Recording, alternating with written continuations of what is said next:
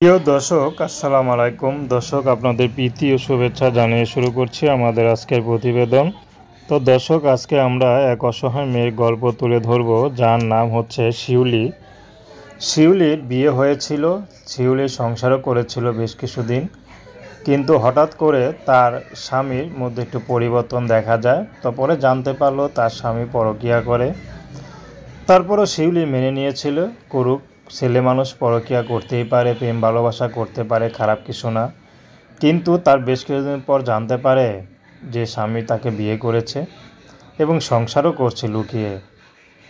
তো কি করবে, সব কষ্ট সহ্য করে মুখ বুজে থাকতে চেয়েছিল, কারণ তার একটি সন্তান আছে।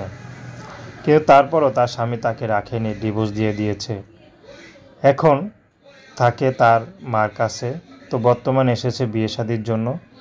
যদি ভালো একটা মানুষ পায় তাহলে বিয়ে শাদি করবে, সে যেমনই হোক, যে বয়সের হোক। যদি ভালো একটা মানুষ পায় তাহলে বিয়ে করবে। যদি তার ঘরে বউ বাচ্চা থাকে তাতেও কোনো সমস্যা নেই, বিয়ে শাদি করতে রাজি আছে। তো বর্তমানে মার বাসায় থাকে, মা পরের বাসায় কাজ করে, যা পায় তা দিয়ে সংসার চলে। তো এখন চাচ্ছে সুন্দর একটা যদি মানুষ পায় তাহলে তার আর কোনো কিছু চাওয়ার পাওয়ার নেই, তাকে নিয়ে সারাটা জীবন কাটিয়ে দিতে পারবে। তো প্রেম ভালোবাসার সাহায্য সহযোগিতা বিয়ে শাদী করা একান্ত আপনাদের ব্যক্তিগত ব্যাপার। আসুন আমরা 5 ওয়াক্ত নামাজ পড়ি। আসসালামু আলাইকুম।